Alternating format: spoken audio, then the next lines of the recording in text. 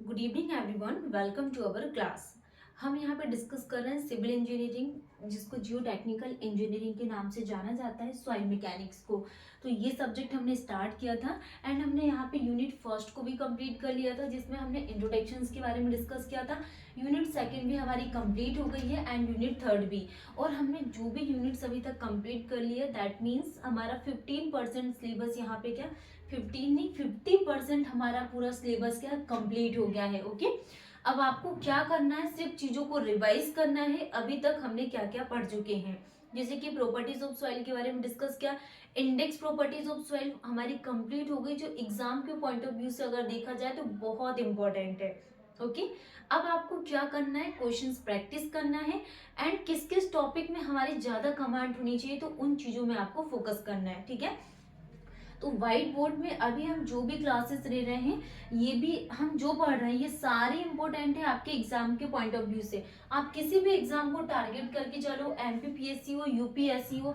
UPSC क्या है, बहुत बच्चे लोग समझ लेते हैं, मतलब एग्जाम बहुत बड़ा है।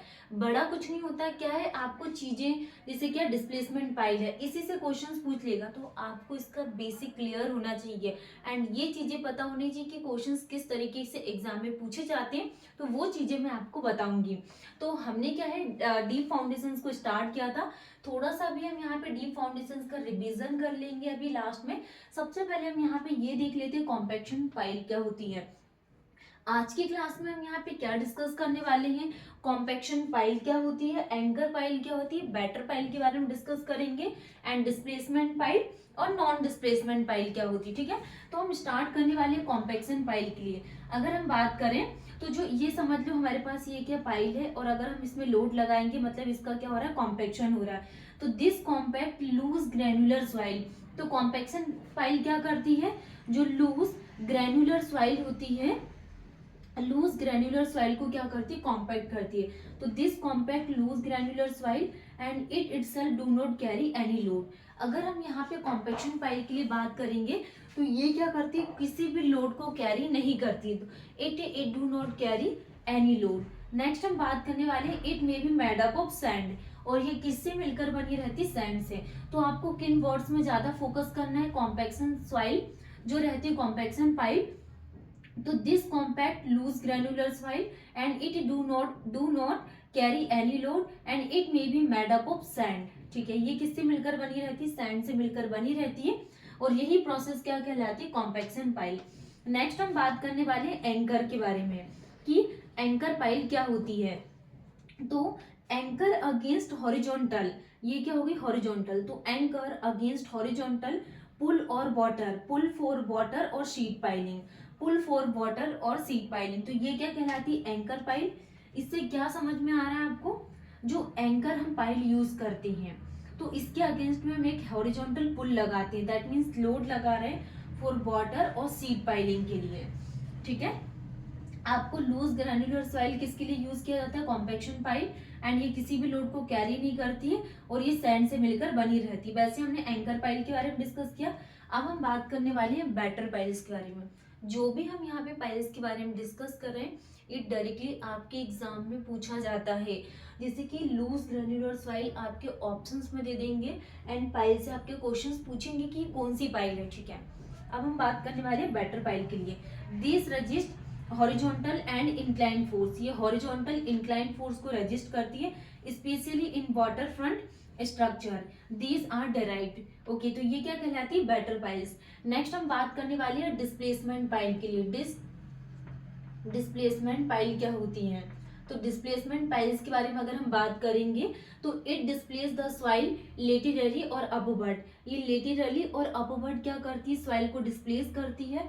और अगर हम यहाँ पे क्ले के केस के लिए बात करें, तो large displacement pile remould the soil to a distance of 2 times, कितने 2 times of the diameter of the pile, तो ये क्या कहलाता है यहाँ पे, डिस्प्लेसमेंट पाइल।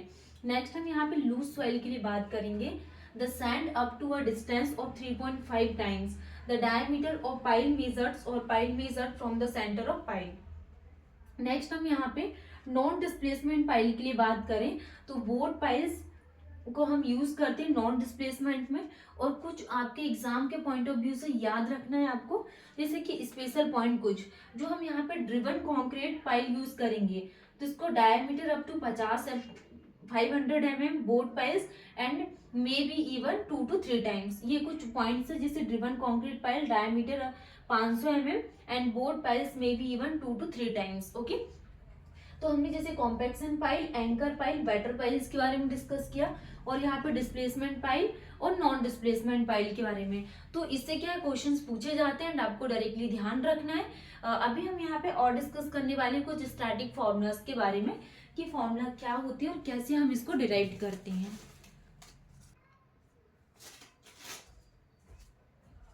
नेक्स्ट हम लोग बात करने वाले हैं स्टैटिक फॉर्मूला के लिए, जो आपको ध्यान रखना है स्टैटिक फॉर्मूला क्या होता है।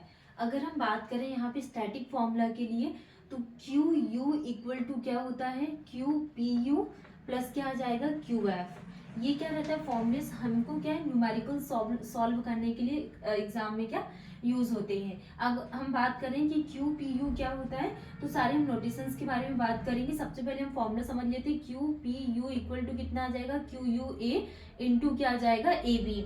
ओके, एंड अगर हम यहाँ पे क्यू एफ की वैल्यू को फाइंड आउट करेंगे तो एफ एस इंटू क्या आ जाएगा, ए एस, इसका क्या होता है फॉर्मूला होता है। अगर हम यहाँ पे नोटेशंस के लिए बात करें तो क्यू पी यू क्या होता है, unit point bearing resistance, unit point bearing resistance होता है Q P U, unit point bearing resistance. And Q U क्या होता है, अल्टीमेट लोड होता है Q U, and Q U क्या होता है, ultimate skin friction. Q F क्या होता है, ultimate skin friction, and Q P U क्या होता है, ultimate point bearing load, ultimate point bearing resistance. And A B क्या होता है, area of base, and A S क्या होता है, surface area of pipe in contact with soil. F S के लिए बात करें तो unit skin friction resistance, unit skin friction resistance होता है। ये नोटेशंस होते हैं, जैसे क्यू यू इक्वल टू कितना आ जाएगा, क्यू पी यू प्लस क्या आ जाएगा, क्यू एफ। वैसे ही हमने क्यू पी यू के लिए बात की तो Q U A into A B, तो ए बी क्या area of base, and A S क्या surface area of pile in contact with soil. F S क्या यूनिट स्किन फ्रैक्शन रेजिस्टेंस है, Q F equal to F S into A S. तो वैसे ही हमने F S unit skin friction resistance है, और A S क्या surface area of pile in contact with soil. वैसे ही हम यहाँ पे क्यू यू के लिए बात करें तो जैसे हमने क्यू यू देखा अभी क्या होता है, अल्टीमेट लोड है, तो ultimate load equal to Q ultimate point bearing load, ultimate point bearing load A B plus F S A S, और Q P U equal to C N C plus gamma D F N Q plus 0.5 B by N gamma. C5 soil के लिए क्या आ जाएगा, neglecting 0.5 B by N by with respect to gamma D F S B is less than very very less than D F. तो Q P U equal to कितना आ जाएगा, C N C plus gamma D F N Q, and Q P U equal to C N C. अगर हम यहाँ पे static formula का use करेंगे इन ड्रिवन ग्रैन्युलर सॉइल, वो भी किसके लिए, ड्रिवन ग्रैन्युलर सॉइल के लिए, तो Q U equal to gamma D F N Q A B plus F S A S, and F S equal to K gamma average 10 gamma, और dense sand के लिए D F equal to 20 diameter of pile, and loose to medium dense के लिए D F equal to 15 dia of piles. तो ये था formula. इसके अभी यहाँ पे 2 डेरिवेशंस और है, वो और हम सॉल्व कर लेते तो हमारा टॉपिक कंप्लीट हो जाए। नेक्स्ट हम लोग कुछ वैल्यूज के बारे में बात करने वाले हैं, के एंड एस की वैल्यूज क्या होती है। कुछ इंपॉर्टेंट पॉइंट्स है जो आपको डायरेक्टली ध्यान रखना है। जैसे कि अगर हम यहाँ पे स्टैटिक फॉर्मूला के लिए बात करेंगे तो स्टैटिक फॉर्मूला में क्या आ जाएगा, 4 वैल्यूज ऑफ के एंड एस। तो के और एस की वैल्यू में क्या आ जाएगा, जैसे कि पाइल मटेरियल कौन कौन से, स्टील है, कॉन्क्रीट है और टिम्बर है। तो इसके लिए हम यहाँ पे डेल की वैल्यू कितनी प्रिफर करेंगे, स्टील के लिए 20 डिग्री सेल्सियस, एंड कॉन्क्रीट के लिए 3/4 5, एंड टिम्बर के लिए 2/3 5 को हम प्रिफर करेंगे। एंड वैल्यू के लिए बात करें, के की वैल्यू क्या है, तो लूज और डेंस के लिए अगर हम बात करेंगे तो लूज में क्या आ जाएगा यहाँ पे स्टील के लिए 0.5, एंड डेंस की कंडीशन में स्टील के लिए कितनी आ जाएगी 1, और कॉन्क्रीट में कितनी आ जाएगी यहाँ पे, लूज के लिए 1 और डेंस के लिए 2, और टिम्बर के लिए 1.5 और डेंस के लिए 0.4। कुछ स्पेशल पॉइंट्स हैं जो आपको और ध्यान रखना है। As per IS code del equal to 5 and K equal to 1 2 3 4 driven piles in loose to medium sand के लिए। तो आपको इन वैल्यूज को बहुत ध्यान रखना है। तो हमने क्या यहाँ पे पूरा क्या कंप्लीट कर लिया, डीप फाउंडेशन। हमने डीप फाउंडेशन स्टार्ट किया था, एंड डीप फाउंडेशन में हमने सबसे पहले क्या बात किए थे, यहाँ पे टरजागी टरज़ागी और स्कैम्पटन के अकॉर्डिंग हमने क्या वैल्यूज के लिए बात की थी, डेप्थ ऑफ फाउंडेशन विड्थ कि less than equal to 1 greater than होता है, ठीक है। फिर हमने यहाँ पे इसके टाइप्स के बारे में बात किया एंड फिर हमने यहाँ पे पाइल वाले टॉपिक को स्टार्ट किया था। तो सारी पाइल्स हमारी कंप्लीट हो गई है एंड नेक्स्ट क्लास में हम यहाँ पे डिस्कस करेंगे पाइल की कुछ और यहाँ पे डेफिनेशंस फॉर्मूले बचे हैं, तो वो हम लोग यहाँ क्या कंप्लीट कर लेंगे। ओके, तो आज की क्लास में हम यहाँ पे यही तक रहने देते हैं, फिर हम यहाँ पे क्ले की कंडीशन के लिए नेक्स्ट क्लास में डिस्कस करेंगे। Thank you.